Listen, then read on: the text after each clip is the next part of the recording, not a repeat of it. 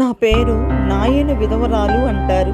నాకు భర్త లేడు. నాకు ఒకే ఒక కొడుకు ఉండేవాడు. వాడు ఉన్నాడని వాడిని చూసుకుంటూ బ్రతుకుతూ ఉన్నాను. అయితే వాడికి జబ్బు చేసి సడన్ గా వాడు చనిపోయాడు. వాడు చనిపోయిన తర్వాత నాకేమీ తోచలేదు. పిచ్చి పట్టిపోయినట్లుగా అనిపించింది. చాలా ఏడుస్తూ చాలా వేదన పడుతూ నా కొడుకును తలుచుకొని ఏడ్చాను.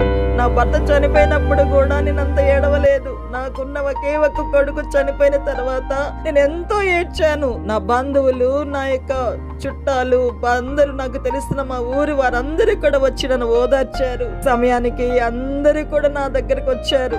కానీ ఏ ప్రయోజనం లేకుండా పోయింది. నా కొడుకుని సమాధి తోటకి తీసుకువెళ్తూ పాడి కట్టి తీసుకువెళ్తూ ఉన్నాము.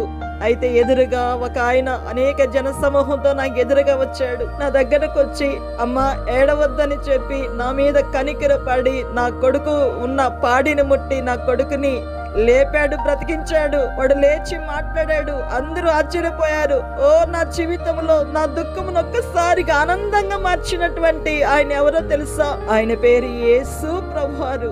ఆయన రక్షకుడు. ఈ రోజు నీవు యేసుని నీ ఇంటికి ఆహ్వానిస్తే నిత్యముగా నీ జీవితంలో కూడా ఎవరు అనారోగ్యముతో ఉన్నారు, ఎవరి వేదనతో ఉన్నారు, వారు విడిపించబడతారు. ఎలాంటి విధములో వారు ఎలాంటి కష్టములున్నా సరే వారు బాగుపడతారు. నా గురించి మీరు ఇంకా తెలుసుకోవాలనుకున్నట్లయితే పరిశుద్ధ గ్రంథమైన బైబిల్లో లోకాసు సువార్త 7వ అధ్యాయము 11వ వచనం నుండి 17వ వచనం వరకు ఆయన నాకు చేసిన ఉపకారములు, మేలు గురించి అక్కడ రాయబడినది. మీరు ఒక్కసారి చూడండి. దయచేసి మీ జీవితంలో కూడా ఈ యేసుని ఆహ్వానిస్తారా?